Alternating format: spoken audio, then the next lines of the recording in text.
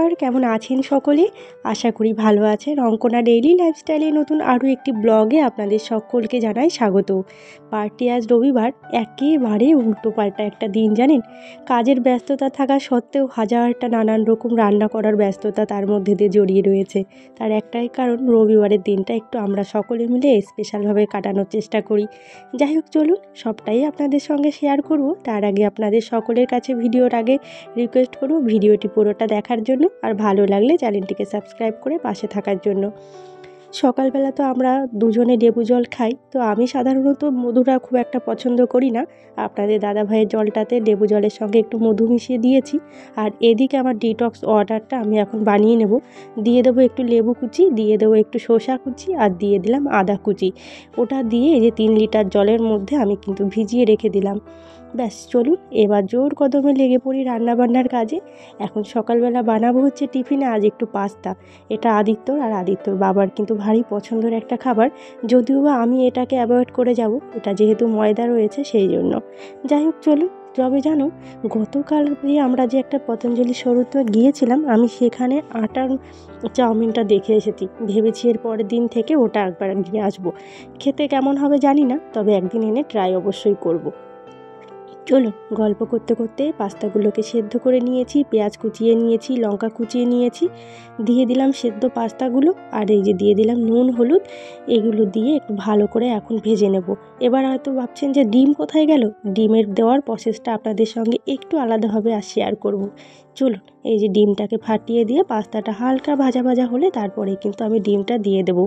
এইভাবে যদি ডিমটা পাস্তার মধ্যে একবার দিয়ে খেয়ে দেখবেন, ভীষণ ভালো হয়। এবার ভাবতে পারেন যে কাঁচা থেকে যাবে কি না, একেবারেই নয়। একটু সময় দিয়ে পাস্তাটাকে সুন্দর করে ভেজে নিলে নামানোর আগে সামান্য ম্যাগি মশলা উপর দিয়ে দিলে ব্যাস, আর কি চাই বলুন তো। ব্যাস, একটু স্যালাড হিসাবে শসা, একটুখানি টমেটো সস, ব্যাস দিয়ে বাচ্চাদের একটিবার দিয়ে দেখুন, আপনার ঘরের কর্তাকেও দিয়ে দেখুন, দারুণ দারুণ খুশি হয়ে যাবেন। ব্যাস, রবিবারের সকালে আর কি চাই। ভেবেছিলাম একটু লুচি করব, কিন্তু ছেলেটা বায়না ধরেছে আজ আমি পাস্তা খাবো, সেই জন্য সকালবেলা ওদের দুজনকে পাস্তাটা বানিয়ে দিলাম। ওরা দুজন এখন যাচ্ছে বাজার করতে। ওরা বাজার করতে আস্তে আস্তে চলুন আমার খাবারটা আমি এবার ঝটপট করে বানিয়ে ফেলি। গতকালকে একটু আটা মেখে রেখেছিলাম, কিন্তু আটাটা আমি আর খাইনি।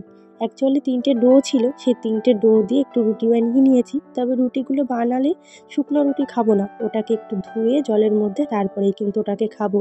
তার কারণ, ওই যে আটার মধ্যে যে গুঁড়ো ময়দাগুলো লেগে থাকে না, গুঁড়ো আটাগুলো, সেগুলোতে কিন্তু আমাদের শরীরের ভারী ক্ষতি করে জানেন। সেই জন্য একটু ধুয়ে নিলাম, আর দিয়ে দিলাম একটু সয়াবিনের কারি। এটাও কিন্তু বাসি, গরম করে নিয়েছি। চলুন এবার খাওয়া দাওয়ার পর্বটা সেরে ঝটপট করে এবার লেগে পড়ি সংসারের কাজকর্ম করতে। সকাল থেকে এখন গৃহবধূর কিন্তু কাজের কোনো শেষ নেই। সেটা রবিবারই হোক না কেন, বুধবারই হোক না কেন, বৃহস্পতিবারই হোক না কেন, গৃহবধূর কখনোই কিন্তু কাজ থেমে থাকে না। আর রবিবার হলে বিশেষ করে যাদের হাজবেন্ডরা সপ্তাহে একটা দিন ছুটি পান, তাদের ব্যাপার তো একেবারেই অন্যরকম। আমার মতন একটা ব্যস্ততম দিন কাটে। ভেবেছিলাম জানেন, শনিবারের দিন মাংস রান্না করেছিলাম।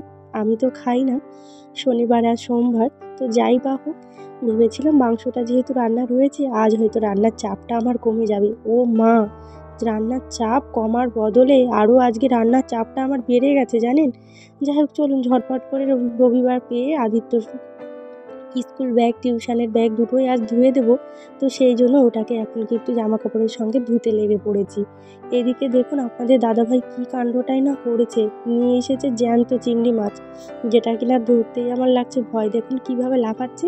আর এই যে ইনি দেখতে পেয়ে ছুটে 1 মগ জল নিয়ে চলে এসেছে ওটাকে পুষার জন্য। কি বলবে বলুন তো। ব্যাস, মগের ভিতরে ওটা রেখে দিয়ে আমরা দুজনেই কিন্তু আবার লেগে পড়েছিলাম আমাদের কাজে। আমি এই যে জামা কাপড় মেলছি, আর ও ওইদিকে সাইকেলটা চালাচ্ছে। নতুন নতুন সাইকেল চালানো শিখেছে তো, ভারী এক্সাইটেড জানেন সাইকেল চালানোর জন্য। যখনই একটু সময় পাই টুক করে সাইকেলটা বের করে সাইকেল চালানো শুরু করে দেয়। ভয় লাগে একটাই, যে দুপাশে তো ফাঁকা আর নিচুও, কখন যে পড়ে যায় ওটাই হচ্ছে ভয়। ওর কাজটা দেখেছেন, আরও যখনই দেখেছে যে ক্যামেরাটা অন রয়েছে, ব্যাস ওখান দিয়ে আরও বেশি ঘুরঘুর করছে, সকলকে দেখাচ্ছে যে আমি সাইকেল চালাতে পারি, আমিও শিখে গেছি, বড় হয়ে গেছি। ওর একটাই কথা জানেন, সব সময় আমি, আপনারা জানি না কে কী বিশ্বাস করেন, কুষ্টি বিচার করেছিলাম। তো তো ওর সেখানেও আমাকে মানে উনি বলেছিলেন যে আপনার ছেলে কিন্তু প্রচুর ড্রাইভিংয়ের ওর নেশা থাকবে, আপনি কিন্তু এটা হাজার চেষ্টা করলেও কন্ট্রোল করতে পারবেন না। আর ওর বাবারও জানেন প্রচুর ড্রাইভিংয়ের ইচ্ছা, যদিও বা আমাদের কোনো গাড়ি নেই, তবে ও তো স্যারের গাড়িটা নিয়েও সচরাচর যাওয়া আসা করেন, আর তার ধারাটাই বয়ে চলছে আমার ছেলের রক্তে। যাই হোক চলুন, সাইকেলটা চালাচ্ছে, আমি ততক্ষণে জামা কাপড়গুলো ধুয়ে মেলে দিলাম। রোদের কোনো দেখা নেই, একটু পরেই হয়তো আবার তুলে নিতে হবে যদি বৃষ্টি আসে। ঝটপট করে এবার চলুন রেডি হয়ে পড়ে তারপর আবার রান্নাটা করব। যদিও বা রান্নার সব জিনিস আমি গুছিয়ে রেখে দিয়েছি, আজকে একটা অন্যরকম রেসিপি আপনাদের সঙ্গে শেয়ার করার চেষ্টা করব যদি হয়ে ওঠে সময়। তার আগে চলুন শ্যাম্পু করেছিলাম চুলে, একটু চুলটাকে মুছে ধুয়ে নিজে একটু ফিট হয়ে নিই। প্রত্যেকটা ভিডিওতে আমি তো সবসময় বলি আপনাদের যে সবার আগে নিজেকে ভালো রাখতে শিখুন, তারপরে নিজের পরিবারকে ভালোবাসতে শিখুন। কারণ সারা দিনের শেষে অন্তত পক্ষে 1 ঘন্টা হলে বা আধ ঘন্টা হলেও নিজের জন্য সময়টা বের করুন। নিজে যদি ভালো থাকতে পারেন তাহলে নিজের সন্তানকে, নিজের হাজবেন্ডকে, নিজের গোটা সমগ্র পরিবারটাকে নিজে ভালো রাখতে পারবেন। তার আগে প্রয়োজন হচ্ছে নিজের মনটাকে সুস্থ এবং ভালো রাখার। আর নিজের মনটাকে কে কোনভাবে সুস্থ রাখবে, ভালো রাখবে সেটা তার নিজের হাতের উপরে নির্ভর করে। যাই হোক চলুন রেডি হয়ে পড়েছি। আজকে একটু মোটা করে সিঁদুর পরলাম, বহুদিন বাদে জানেন। একটা লাল টিপ পরেছি অনেক দিন বাদে। সচরাচর লাল টিপটা এখন আর পরা হয় না, পরি এখন খয়েরি রঙের ছোট ছোট টিপ। বেশ ভালোও লাগে জানেন। বাড়িতে গেছিলাম, একজন কাকিমা ওটা আমাকে গিফট করেছিলেন। কিন্তু আপনাদের দাদা ভাইয়ের আবার একটু বড় টিপ পরা পছন্দ হয়, সেই জন্য আজ একটু বড় টিপ পরলাম। যাই হোক চলুন, শাড়ি পরার ইচ্ছে থাকলেও সময়ের অভাবে আজ আর শাড়ি পরতে পারিনি। তারপরে কিন্তু এই যে ভগবানকে সেবা করে নিয়েছি, পুজোটাও কমপ্লিট করে এবার যাব দুপুরবেলা রান্না বান্না করতে। আজকে দুপুরবেলা করলাম হচ্ছে কচু দিয়ে চিংড়ি মাছ। এটা হচ্ছে পানি কচু। আমার ঘরের সামনে এই কচুগুলো কত রয়েছে জানেন। আপনাদের দাদাভাইয়ের কাণ্ড দেখলে না মাথাটা পুরো গরম হয়ে যায়।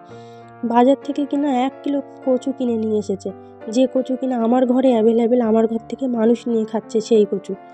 কচুটা রান্না করেছি একেবারে মাংসর মতন করে, এত সুন্দর গন্ধ ছেড়েছে, দুর্দান্ত গন্ধ। আর আপনাদের দাদা ভাইয়েরও ভীষণ পছন্দ হয়েছিল তরকারিটা। আপনাদের সঙ্গে রেসিপিটা পরে একটা দিন শেয়ার করে দেবো। বলতে বলতে 11:30টার দিকে দুম করে লাগলো বৃষ্টি জানেন।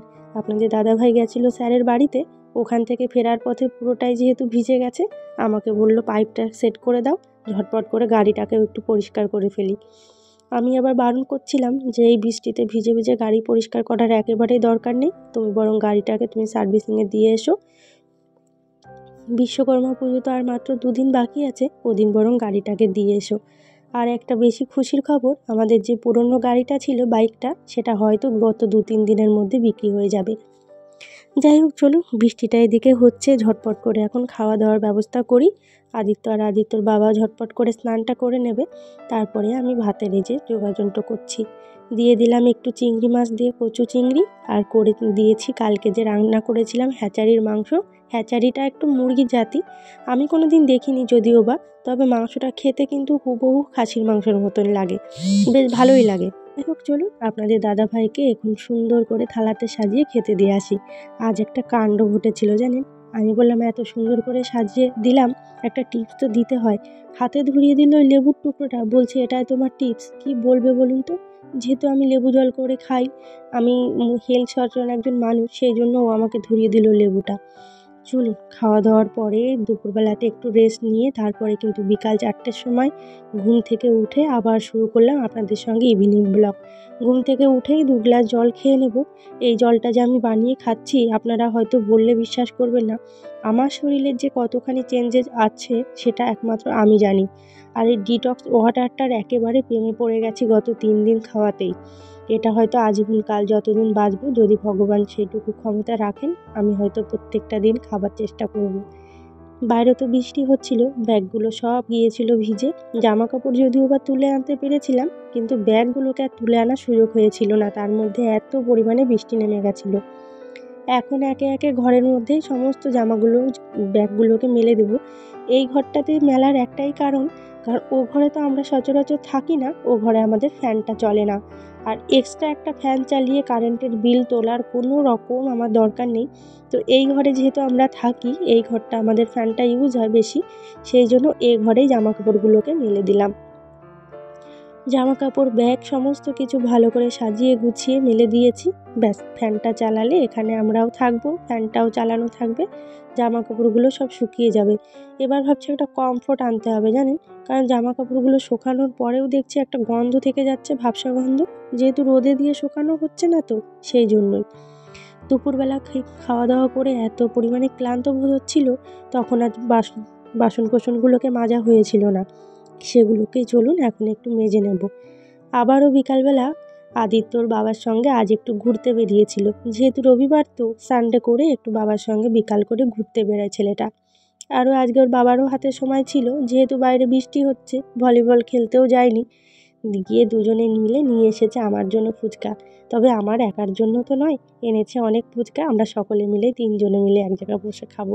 বহুদিন পরে ফুচকা খাচ্ছি জানেন। তবে আমি লোভ সামলাতে পারি না, যতই ডায়েট কন্ট্রোল করতে চাই না, একেবারে লোভটা সামলাতে পারি না। আর সেটা কিনা ফুচকা, ফুচকা বলে কথা বলুন তো, এটা একেবারে ছাড়া যায়? এদিকে এই যে আদিত্যবাবুকে এখন নিয়ে বসবো আমি পড়াতে, সন্ধ্যা অলরেডি হয়ে গেছে, সন্ধ্যাবাতি করে জামা কাপড় চেঞ্জ করে তারপরে কিন্তু সন্ধ্যা করে নিয়েছি। এখন ওকে 50 টাকা দিয়েছিলাম আগের দিন খাবার খেতে, ছেলে আবার কি করেছে, সেই টাকাটা না খেয়ে ওর ব্যাগে রেখে দিয়েছিল। অ্যাকচুয়ালি আমিই তো ওকে খাবারটা কিনে দিই, আমারও আর মনে ছিল না, ও আর বায়না করেনি। ব্যাগ ধুতে গিয়ে আজকে সেই টাকাটা আমি পেয়েছিলাম। তো ওকে বললাম, বাবা টাকাটা কি থাকবে না তুমি ঘটে ছেড়ে দেবে? বলছে, না তুমি আমার পিগি বক্সে ছেড়ে দাও টাকাটা। ব্যাস, ওই যে দৌড়ে চলে এসেছে টাকাটা ছাড়বার জন্য। ওর ভারী একটা ইচ্ছে জানেন, এই বাক্সটা কবে ভরবে আর ও নিজে হাতে সেটাকে খুলবে। তো যাই হোক, এদিকে ওকে সাহায্য করছিলাম, একটু বেশি মাতুব্বরি করছিল, বকাও শুনেছিল তখন। আমার মনে হয় প্রত্যেকটা মা বাবার তার বাচ্চাকে কিন্তু সাশ্রয় কী জিনিস সেটা কিন্তু অবশ্যই শেখানো দরকার। কারণ এখন থেকে যদি ওদেরকে সেই শিক্ষাটা আমরা না দিই, তাহলে কিন্তু সেই শিক্ষাটা কোনো দিনই আর পাবে না। আর বড় হলে ওদেরকে যেটা বলবে তার থেকে বেশি উল্টো কাজ করবে তারা। যাই হোক, এই শিক্ষাগুলো অবশ্যই আপনারা যারা বাড়িতে গার্জিয়ান আছেন তারা হাতে ধরে শেখানোর চেষ্টা করবেন এবং বোঝানোর চেষ্টা করবেন যে কিসের থেকে কি হয় কি না হয়। তারপরে ওকে কিন্তু আমি হোম টাস্কগুলো দিয়ে দিচ্ছিলাম, হোম টাস্কগুলো বসিয়ে দিয়ে তারপরে আবার যাব হচ্ছে একটুখানি হিসাব কিতাব নিয়ে বুঝতে। প্রত্যেক মাসের মাঝখানে আজকে যেহেতু 14 তারিখ, আমার কত টাকা কি খরচ হলো, কত টাকা আছে বেঁচে আছে, আমার এই কটা দিন কিভাবে চলবে, সমস্ত দিক কিন্তু আমাকে হিসাব করে নিতে হয়। যাই হোক, কালকে কি বাজার করলাম, আজ কি বাজার করলাম, কত টাকা খরচ হলো, প্রত্যেকটা দিন আমি কিন্তু লিখে রাখি। মাসের শেষে সেটা যখন কাউন্টিং করি, আমার কিন্তু একটা হিসাব বেরিয়ে আসে। আর কত টাকা সেভ হয়, কত টাকা খরচ হয়, সমস্ত কিছু কিন্তু আমি একটা হিসাব পেয়ে যাই এইভাবে লিখে রাখলে।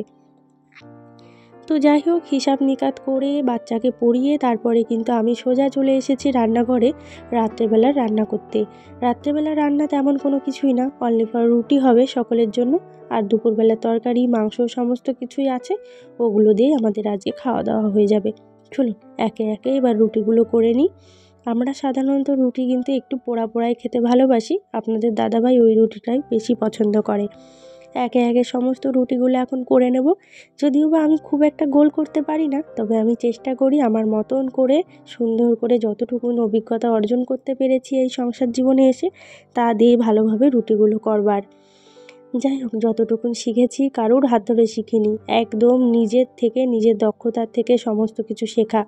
বিয়ের 20 দিন পরেই হাজব্যান্ডের সঙ্গে সেই উড়িষ্যাতে চলে যাওয়া, সেখানে দীর্ঘ 4 বছর কাটিয়ে আসার পরে যখন ছেলে হলো, তারপরে আবার চলে যাওয়া, তারপরে আবার ওখান থেকে এসে পূর্ব মেদিনীপুর দীঘাতে আসা, এখানে এসে নিজের জীবনটা নতুন করে শুরু করা। যাই হোক, চলুন আপনাদের দাদাভাইকে এখন খেতে দিয়ে দিই। এবার ভিডিওটা তবে আজ এই পর্যন্ত রাখছি। আপনারা সকলে ভালো থাকবেন, সুস্থ থাকবেন, দেখা হবে নতুন আরও একটি ব্লগে আগামীকাল। ভালো লাগলে একটা লাইক শেয়ার কমেন্ট করতে